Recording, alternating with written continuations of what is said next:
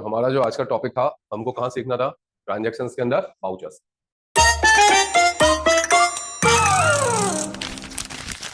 तो मैंने आपको बताया था कि जिस तरीके से हमने मैनुअल में एंट्रीज की थी, तो उसके अपने रूल्स थे डेबिट और क्रेडिट के। 3 रूल थे, 3 डेबिट के और 3 क्रेडिट के। तो उससे हमने क्या सीख गए? डेबिट और क्रेडिट बनाना। मतलब मेरे बिजनेस में जो भी ट्रांजेक्शन हो रहे हैं वो मैं सीख गया। अब उस ट्रांजेक्शन को मुझे कहाँ चढ़ाना है, क्योंकि मैं अकाउंटिंग कहाँ कर रहा हूँ? टैली में। तो मैंने आपको बोला था कि हम ट्रांजेक्शन में जो लिखते हैं डेबिट और क्रेडिट में, वो लेजर्स कहलाते हैं। वो हमने लेजर्स भी सीख लिया। फिर जिस चीज का मेरा बिजनेस है वो मेरे व्यापार की गुड्स कहलाती है, वो भी हमने आइटम उसका बनाते हैं, वो भी सीख लिया। तो अब दोनों चीजें हमें आ गई, तो अब ट्रांजेक्शन चढ़ाना सीखना है। तो हम ट्रांजेक्शन के लिए कहाँ जाएंगे? बाउचर्स में। तो हमने वी प्रेस किया या बाउचर पे क्लिक किया तो हम बाउचर्स पे आ गए। बाई डिफॉल्ट सबसे पहला बाउचर जो खुल के आता है वो पेमेंट का आता है। कि बाई डिफॉल्ट कौन सा बाउचर लिखा हुआ है? पेमेंट। क्लियर? टोटल जो बाउचर है टैली में, वो बाउचर तो 22 है। जैसे 28 ग्रुप होते हैं, वैसे बाउचर कितने हैं? 22। ठीक है, लेकिन जो मेन बाउचर है वो 10-12 होते हैं।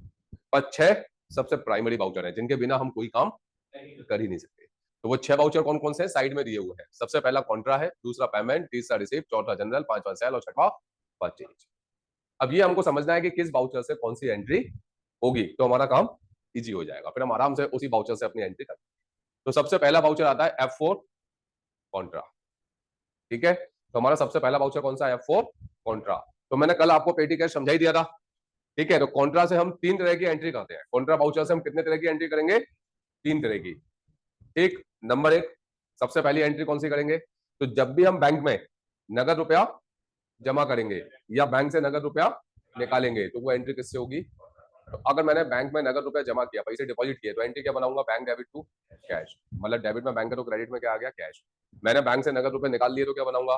Cash debit to bank. मतलब ये समझ में आ गया कि अगर डेबिट में बैंक है और क्रेडिट में कैश है, या डेबिट में कैश है क्रेडिट में बैंक है, तो वो एंट्री किससे होगी? हम इसे भी ध्यान रख सकते हैं समझने के लिए कि मतलब उस एंट्री में कैश और बैंक दोनों आने चाहिए और दोनों अपोजिट साइड में होने चाहिए, डेबिट और। क्लियर?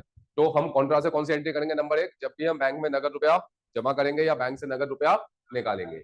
अब दूसरी कंडीशन, मैं अपनी फर्म के 2 बैंकों में अकाउंट खोल सकता हूँ, इनमें भी खोल सकता हूँ। क्लियर है? तो मेरी 2 बैंकों में अकाउंट है, एक आईसीआईसी में मान लीजिए, एक एचडीएफसी में मान लीजिए। अब मैं अपने ही एक बैंक अकाउंट से अपने ही दूसरे बैंक अकाउंट में पैसा ट्रांसफर करूंगा, तो भी एंट्री किससे करूंगा? तो जैसे मैंने एचडीएफसी बैंक से आईसीआईसी बैंक में पैसा ट्रांसफर किया, तो वो एंट्री किससे होगी? Bank to bank contra. तीसरी एंट्री मैंने कल पेटी कैशियर समझाया था क्या होता है। तो अगर मैं पेटी कैशियर को पैसा दे रहा हूं, तो वो एंट्री भी किससे होगी? चाहे मैं उसे कैश दे दूं या बैंक से दे दूं। क्लियर? तो 3 तरह की एंट्री होंगी। फिर रिपीट कर रहा हूं, जब भी हम बैंक में नगद रुपया जमा करेंगे या बैंक से नगद रुपया निकालेंगे या अपने ही एक बैंक अकाउंट से अपने ही दूसरे बैंक अकाउंट में पैसा ट्रांसफर करेंगे या कैश टू कैश एंट्री करेंगे, तो हम F4 कॉन्ट्रा बाउचर का यूज करेंगे। क्लियर? क्योंकि पूछूंगा भी, इसके बिना हम नहीं चल पाएंगे। फिर मैं एंट्री पूछूंगा कि एंट्री किस बाउचर से जाएगी, क्योंकि अगर समझ में नहीं आएगा तो एंट्री नहीं बना पाएंगे। सेकंड हमारा आता है कौन सा? F5 payment. क्लियर? अब इसका तो नाम में ही शामिल है। पेमेंट का मतलब, पेमेंट का मतलब क्या? पैसा जाना, जाएगा कि नहीं? तो जब भी मेरे बिजनेस से पैसा जाएगा, व्यापार से, तो पैसा कितने तरीके से जा सकता है? आप किसी को पैसा कितने तरीके से दे सकते हो? मैं पूछ रहा हूँ मोड ऑफ पेमेंट, ये नहीं पूछ रहा कि परचेज करी तो करी। कैश और ऑनलाइन और चेक। पैसा सिर्फ 2 ही तरीके से जाता है। मोड ऑफ पेमेंट कितने भी हो सकते हैं, कैश और बैंक। इसके अलावा कोई तीसरा ऑप्शन नहीं होता पैसा जाने का। आप ऑनलाइन दे रहे हो, आरटीजीएस कर रहे हो, एनईएफटी कर रहे हो, कुछ भी कर रहे हो, पैसा जाएगा कहाँ से? वो मोड ऑफ पेमेंट हो गया कि मैं मोड ऑफ पेमेंट उसको कौन सा दे रहा हूँ। लेकिन पैसा सिर्फ या तो मैं एक हार्ड, जो कैश के रूप में दे रहा हूँ, हार्ड कैश हो गया, और एक सिर्फ बैंक। तो हम किसी को भी पैसा 2 ही तरीके से दे सकते हैं। तो फिर पेमेंट से कौन सी एंट्री होगी? जब भी व्यापार से पैसा जाएगा, चाहे वो कैश के रूप में जाए या बैंक के रूप में जाए, तो वो एंट्री किससे होगी? पेमेंट से। जैसे एग्जांपल, मैंने राम को 2 लाख का चेक दिया, तो Ram debit to bank, entry किससे होगी? पेमेंट, पैसा जा रहा है। राम को 2 लाख रुपए नगद दे दिए, तो भी किससे होगी? पेमेंट से।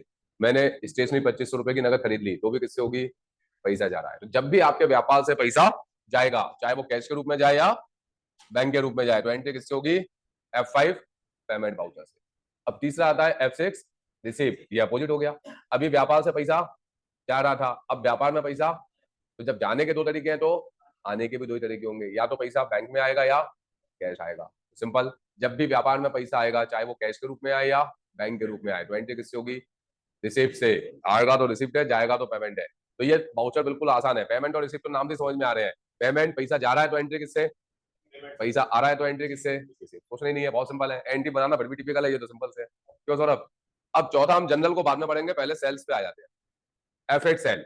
अब सेल से कौन सी एंट्री होगी? तो जिस चीज का मेरा बिजनेस है, मेरा बिजनेस अगर इलेक्ट्रॉनिक्स का है तो इलेक्ट्रॉनिक्स मेरा बिजनेस कहलाएगा गुड्स, लोहे का है तो लोहा मेरे लिए गुड्स कहलाएगी, क्लॉथ का है तो क्लॉथ कहलाएगी, मोबाइल है तो मोबाइल।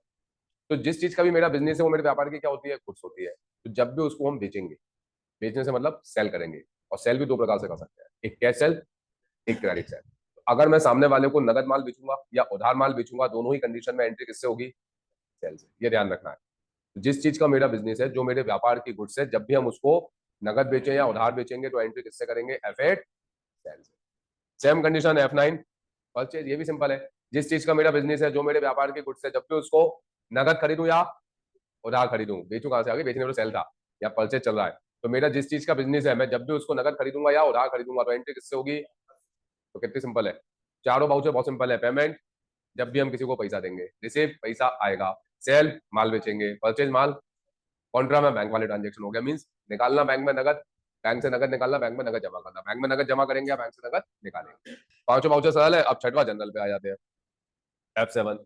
जनरल का मतलब है उधार, उधार से मतलब, पर उधार से कैसा मतलब? जिस चीज का मेरा बिजनेस है, अगर मैं उसको उधार खरीद रहा हूं तो एनसी किससे कर रहा हूं?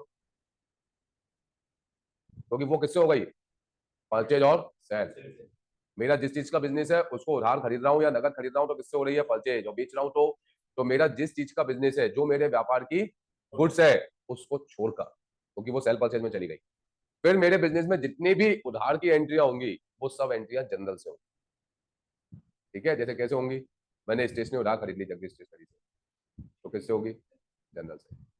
क्लियर? मैंने संपत्ति उधार खरीद ली, किससे होगी? जनरल से। क्योंकि वो मेरा बिजनेस है क्या? नहीं। बिजनेस की होती तो सेल परचेज चली जाती। तो उनको छोड़कर जितने भी मेरे बिजनेस में उधार की एंट्री होंगी वो सब किससे होंगी? और जो एडजस्टमेंट की एंट्री होंगी वो भी सब किससे होंगी? अब एडजस्टमेंट से एंट्री कौन सी होती है?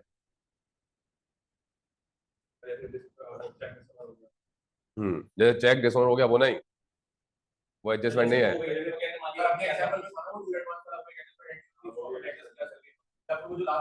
उसमें तो पैसा आओ जा रहा है ना, उसने बच्चों के पैसे डाल दिए, सैलरी एडवांस में पैसा गया, तो फिर वो एडजस्टमेंट कहाँ है? चेक बाउंस में एडजस्टमेंट नहीं था, चेक बाउंस में तो मेरे खाते से पैसे कट गए, वो एडजस्टमेंट कहाँ है? एडजस्टमेंट तो मतलब उधार होना चाहिए। मैंने बोला जनरल से कौन सी एंट्री होगी? उधार, जिसमें पैसा ना तो जाए ना आए। तो फिर ये सब में तो पैसा हो जा रहा है, तो एडजस्टमेंट कहाँ हो गया? एडजस्टमेंट मेरी वो बताई थी कि मैंने ये बोला था कि मुझको वो चेक रिटर्न चार्जेस का पैसा किससे लेना है, तो मैंने जनरल की एंट्री नहीं करूंगा कि पहले बताऊंगा ये मेरे को 300 रुपए किससे लेने हैं। वो मैंने एक एडजस्टमेंट डाला, उसमें ना पैसे आए ना जाए। जब मैं उसके नाम पे डालूंगा तब अगली एंट्री में पैसे दूंगा। मैं डेप्रिसिएशन की एंट्री लगा रहा हूँ, तो डेप्रिसिएशन क्या है? ना पैसे आ रहे ना जा रहे, तो ये सब एडजस्टमेंट होता है। लास्ट में मेरे को किसी को आउटस्टैंडिंग खड़ा करना है, तो वो सब एडजस्टमेंट होते हैं।